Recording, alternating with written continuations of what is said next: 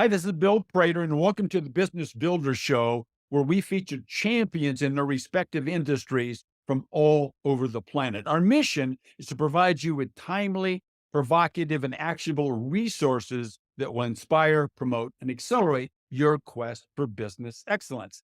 Today, we're going to find out exactly how to amplify wealth and engineer full independence.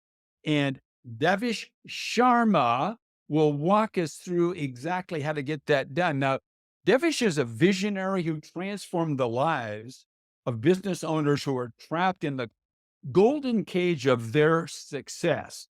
If you've built a remarkable empire, but find yourself longing for more personal freedom, Devish is the guide you've been searching for because he's the founder of Access Solutions. And in that company, he specializes in more than just selling businesses. He engineers freedom. He emphasizes a thoughtful auction process that seeks out the highest bidder and the perfect match that honors the founder's legacy. Often that approach generates 5 to 10 solid offers and bumps the selling prices by 30, even 50%. So, if you're ready to turn your success into personal freedom and embark on a new adventure, whether that's sailing around the world or seeking more time with your loved one or something else, Devish is here to help you write your freedom story. Welcome, Devish. Great to have you here, sir. Thanks, Bill. Pleasure being here. Now, I know, but our listeners do not yet know exactly who it is that you serve.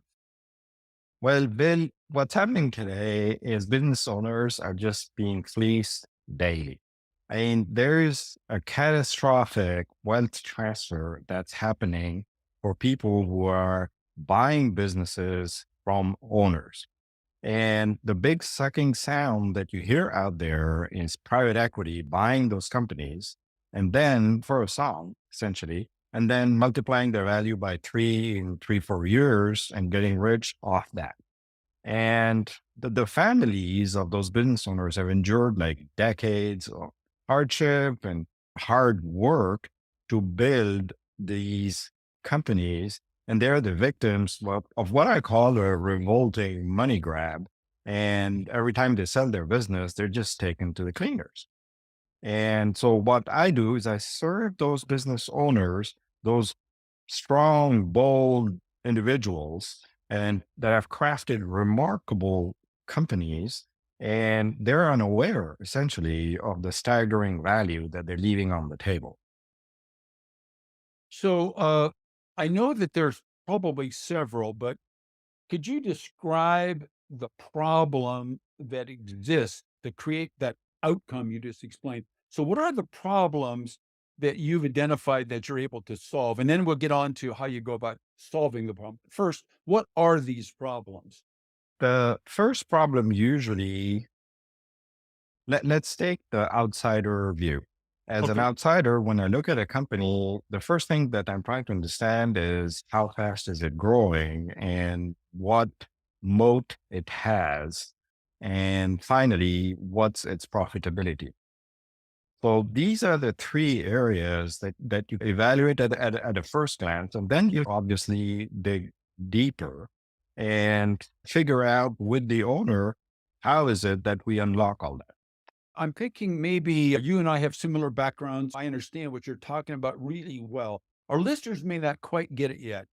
But maybe you could come up with out of your mind a typical way you go about helping these business owners sell their businesses the right way. Maybe a case study that you could remember and just walk us through how this company found you and what their situation was and what industry. And I think that really would help if you could give us a real case study. Certainly. So there is a manufacturing company. Essentially, it's more both manufacturing and servicing. So they're doing compressors. And the owner had tried a sale and wasn't really satisfied with the value he got. And he heard me talk at an event and approached me. And I said, certainly, I'd be glad to look at your situation. And essentially, so it was a $30 million business that was generating $7 million in EBITDA. And what distinguished this gentleman is he was distributing those compressors, but he was also selling service programs, so multi-year service agreements to whoever were his customers. So my approach is first to look at their customer base, and we looked at it together. And the idea was, let's come up with three tranches of customers and implement an approach that's like similar to the airline industry. You have your first class customers, you have your business class customers, and everybody else. And what we're doing, and what had happened until now, is all the sales force were evenly spread throughout their customer base. So Okay. if we talk about quarters, one salesperson for the first class guys, one for the business class, and two for the other ones, we reallocated the two that were working for the other ones directly to the first class business. And those customers, the idea was you have to provide white glove service. They have to feel pampered. Had people sitting in their offices, directly interacting with them, experiencing the issues that they were facing with the products, and so on. So the business class, we received also closed service, but for the lower 50%, we automated everything. So moved it all to the web. So all the interactions were phone calls or web based. And so that's phase one. There's obviously quite some training that goes into setting it up that way. The second part is because you moved all about 50% of your business online, you have a whole lot more data than you ever did. When they're buying, you see what they're looking at, where they are at in the catalog, and so on and so forth. It also allows you to experiment with pricing. You can do A/B testings, and you can build what we call in the industry your price elasticity curves, and allows you to really fine tune your pricing, whether you're targeting volumes or you're going for high margins. And the purpose was everybody that's in the lower bottom part, we're targeting high margins. And as you go up the ranks, you're targeting higher volumes. So that's phase one. And that typically can be done in about 90 days. And it results in a gross margin bump of about 5 to 10%. And once it truly translates throughout your whole P&L and L and your activity, essentially you've nearly doubled the value of the business because 5 to 10% dropping to the bottom line, this gentleman wasn't even making 10%. I'm going from 7 to 28, and his EBITDA, his value right there jumped like immensely. The second part is a little bit longer term, which is what he'd already started doing, which was offering services, maintenance, repair, selling parts, and so on and so forth. But now that we have salespeople that are at the locations of our customers, we're co-developing products for them. So that ties in your customer even stronger. And the target is to get to a 70, 80% share of wallet for our products with those customers. And while we're doing that, we're nurturing the business class customers to one day become first class customers. And we're cherry picking some of the other customers to bring them into the business class. And So that's do how you we're so building. do you actually tell the customer that they're currently in business class and you've got a plan to get them to first class? The Or ones that we is that identify, more of an internal code word? it's internal code words, but once we start the process and we've identified them, we work with them to get them there. We tell them because you have to identify what issues they're facing, Right. and then you can put together an offering which nudges them one step at a time towards that. So that's phase one. So as I say, that phase is ready to go. It's completed in its implementation in 90 days, but the impact starts really being felt in about 6 months to 9 months because then the full margin is dropping to the bottom line. By then, all the salespeople are trained. We have set up all the processes to work in different ways with our customers. And the growth that you see in your customer and volumes comes in actually in year 2 and year 3. But that customer part, after that, it's a management. The second part that I learned over the years was look at whatever value chain processes you have. So in his case, we're delivering products and services. So the idea was, how do I isolate the high volume ones that have the least variability and focus on those? And typically you'll find out that it's 20 to 25% of whatever's going through your value chain. And those basically in my 3 decades in the industry, I worked on lean manufacturing, on process improvement, technology adoption for lean manufacturing. And the purpose of all of that was speed. And this is what we do with this is we speed it up. And you can get to where just by isolating the products, you jump 3 sigma levels, which means your first time pass through quality goes from about 30% to about 80%, just because you've isolated it, because it's not being impacted by all the other lower volume products. Once you have that and you focus on it, you can typically double the throughput with the same setup. And then you invest a little bit of the money that you've created because now your margins are higher. So you don't even need to borrow money or anything. And use a little bit of that money and invest in automation and setting up dedicated lines for low margin products. And once you have that, and so that would take another probably 4 to 6 months, depending on how complicated the internal setup is. But once you've done that, you've nearly doubled your value again because then you can grow. And you can grow fast because you can nearly double your volume without investing anything at a much higher margin. So by year 2, this gentleman, we were at 60 million in revenue, and we're making like 45 to 50 in EBITDA. Compared to 7 in EBITDA, your exit is completely different ballgame.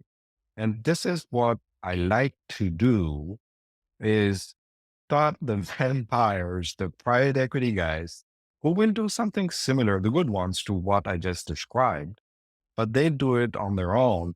Whereas I work with the business owner. So they get to reap the majority of that and they get to build their wealth and not just hand it over to even a strategic or a private equity buyer. Interesting. So this next question, our listeners probably don't know. I do, just listening to you, know the answer. Yeah. But Yeah. tell us, how do you differentiate yourself from your competition and effectively end up putting them way in the dust, in the rear view mirror, if you will? So if you look at the competition, so the first one is the lawnmower, the PE guy. Yep. Anybody who's experienced interaction with a PE firm, look at what happened to Sears or others. A lot, 80% of the private equity guys, they are in the roll up mode. So they'll buy a company, load it with that, buy another one, load it with that, and so on. And basically at the end, because they have a much larger company, they work on what we call in the industry multiples expansion. So if you buy small companies, you buy them for 3 times their profits, but a much larger company is at 7 to 10 times its profit, right? So they haven't created any value for anybody. They just borrowed money, cobbled together a number of people, ruined their lives, and then sell it and just get out. That's unfortunately some of the private equity people. There are some good people who do what I described because that's where I learned it. I learned applying it. So that's one which I honestly wouldn't recommend you going and knocking at their door. The second part are consultants. Now, I'm a consultant. I love consultants, but we tend to sell services or products. We're not talking value. I don't sell products or services. The only thing that's of interest to me is we have a business. How do I multiply its value, not increase, multiply? And the third part is what I call investment bankers. And I happen to be one also. Investment bankers, they're like real estate realtors. Mm. We show up, we will list your company, and we'll get 4, 6% of the sales price, which is like what happens when somebody sells your house. Now, they might do a little staging, but it's got to stop there. I don't Well, do they're in a any hurry, of in a hurry to get it done. exactly. So you're not get so my differentiation is I work with a business owner for his and his family's wealth. Yep. Yep. You've articulated it very well. So, what I'd like you to do now is kind of change hats just a teeny bit and think about the people now listening. It's the same people, but the people now listening want to know how you went about building your business. So, if you could maybe walk us through the major milestones, when you founded it, how did you go about building your team? What were some major disappointments, failures you had, lessons you learned? Just ramble along for a while and tell us the story of your businesses. Okay. I cut my teeth in what you would call Fortune 10 type of companies. I was at Bosch, the German company. I was in charge of IT for a bunch of divisions. And Bosch back then was about $90 billion in revenue. So all the divisions are multi-billion-dollar operations. I ran IT for some divisions. I was the CFO of some divisions, and I was the general manager of some divisions. And essentially, the board liked what I was doing. And I was then in charge of strategy and mergers and acquisitions for North and South America, corporate development. Okay. And there were three of us worldwide. And during those 15 years at Bosch, I truly learned how do you build greatness in a company? How do you optimize the sales part? How do you optimize the operations? After that, I spent a decade in private equity and on two areas. One was buying, improving, and selling companies. And another one was on the real estate side, where we're doing the same thing with land projects. So buying uh, 3 to 5,000 acres of land, developing it, putting in all the entitlements, and then selling it off to builders who would master plan communities so that they would take chunks of it and build new residential houses. Also, a little bit on commercial and hospitality, but that was smaller because compared to a master plan community, those projects are pretty small. And during that period is when that aha moment came because I was like, this system is completely exploiting the work of the business owner because yeah, you're trying to buy them at the most reasonable price, but what we end up doing in private equity could be done by the business owner. It's just that they're not aware of how to do it. And I find, okay, so now there are some private equity people who will do the work I do. And I'm delighted that they're making the kind of outrageous money that they're making. But that's a small minority of the private equity players. Most of them, as I described earlier, will only do roll ups, loaded with debt. They haven't done anything except financial engineering and make obscene amounts of money. So that's where it came from. I set up Access about 2 years ago. And at the beginning, the target was really to work just with the entrepreneurs to help them increase the value of their assets and their wealth. And then I was contacted by Act Capital Advisors, an investment bank out of Seattle. And they asked me if I'd like to join as a managing director. And when I thought about it, that's a natural outcome of the work I do. Some of the business owners I work with might want to sell their business. or they can choose to transmit it internally to a family member or sell it to the management, do an ESOP or whatever. But there are like it's a 60, 70% who actually want to sell their business because they don't have anybody in the family that wants to continue that business, or they just want to retire. So I started with Act Capital, yeah, early last year also, and that's been the trajectory. So as Access, I actually work with other independent contractors because I know what is it that I'm looking for. I know exactly what I want done and how, and I know the people who can do it for me because of my decades of years of experience. And so essentially, we'll put together a team, but these are external people that work with me, very talented in what they do. And ultimately, they're responsible to me and me to the business owner to deliver the value that we agreed upon. So that's that part. On the investment banking side, it's different because Act Capital has 50 managing directors around the country. And the bank is based in Seattle. And there we have a pretty large support staff. They will run producing all the collateral that's required, the information memorandums, the valuations, all those different things. And as part of that, this is why I'm happy to offer our audience free valuation that is performed by a large investment bank and done professionally. And if you were to go to any investment bank, you're talking minimum $5,000 to Oh, ten to $15,000 to do it the way an investment banker would do. And I think that's a great starting point for someone to have that done actually on a regular basis, because that's how you measure progress. And that's exactly what I do with the business owners I work with. We'll start with evaluation when we're starting, revisit it a year later, and then another year later, if we're still working together, and see what has happened. And then they can make their decision knowing very well where they are and what is it that drove the value, which allows them to talk very differently to a buyer, by the way. yeah, that's a very good point. Tell me what's holding you back right now from reaching the dreams that you had in your brain when you founded your business?